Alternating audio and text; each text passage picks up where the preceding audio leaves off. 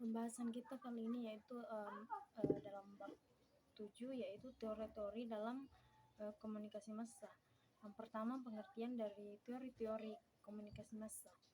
Konsep komunikasi massa adalah suatu proses di mana organisasi media memproduksi dan menyebarkan pesan kepada publik secara luas. Hal ini merupakan proses di mana peran tersebut dicari, digunakan, dan dikonsumsi oleh audiens. Pusat dari studi mengenai komunikasi massa adalah media, di mana media ini menjadi organisasi yang bertugas menyebarkan informasi. Jadi maksudnya ialah media adalah salah satu wadah komunikasi yang di mana tugasnya adalah menyebarkan informasi. Lalu analisis media.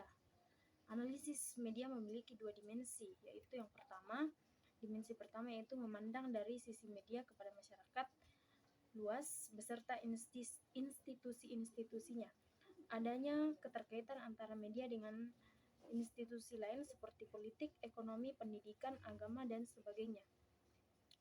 Dimensi atau pendekatan ini merupakan dimensi makro. Hubungan antara media, yang kedua, hubungan antara media dan audiens, baik secara kelompok maupun individual. Dimensi ini menekankan pada efek-efek individu dan kelompok sebagai hasil interaksi dengan media.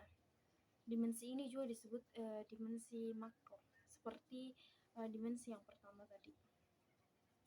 Media massa adalah alat utama dalam komunikasi massa, di mana media massa bisa mempengaruhi kehidupan manusia. Maksudnya ialah media yang menjadi komunikasi massa harus mampu menjelaskan fenomena kehidupan atau aktivitas manusia. Yang ketiga, teori-teori komunikasi massa. Teori-teori komunikasi massa yang pertama yaitu formula Laswell. Seorang ahli Amerika Serikat pada tahun 1948 berkata bahwa cara sederhana untuk dapat memahami proses komunikasi massa adalah dengan menjawab pertanyaan berikut. Seperti siapa atau who, berkata apa atau say what, melalui saluran apa atau in which channel, kepada siapa, to whom, dan terakhir dengan efek apa atau which what effect. Ungkapan ini yang dimaksud teori formula Laswell.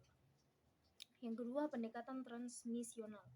Komunikasi digambarkan sebagai suatu proses yang linier dan searah, di mana pesan diibaratkan mengalir dari sumber dengan melalui beberapa komponen menuju kepada tujuan atau komunikan.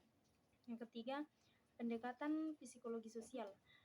Fokus dari teori ini adalah komunikasi antar kelompok dalam kelompok yang berlangsung secara interaktif dan dua arah. Berikutnya, stimulus respons.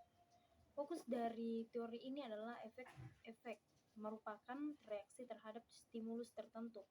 Elemen-elemen utama teori ini adalah peran atau stimulus, seorang penerima atau receiver yang disebut juga organisme, dan efek atau respons. Yang berikutnya, komunikasi dua tahap dan pengaruh antar pribadi. Secara garis besar, menurut teori ini, media massa tidak bekerja dalam suatu situasi kevakuman sosial, tetapi memiliki suatu akses ke dalam jaringan hubungan sosial yang sangat kompleks dan bersaing dengan sumber-sumber gagasan, pengetahuan, dan kekuasaan. Berikutnya, difusi inovasi. Dalam teori difusi inovasi, katakan bahwa komunikator yang mendapatkan pesan dari media massa sangat kuat untuk mempengaruhi orang-orang. Ketika ada inovasi atau penemuan, lalu disebarkan atau disebut difusi melalui media massa, akan mempengaruhi massa untuk mengikutinya.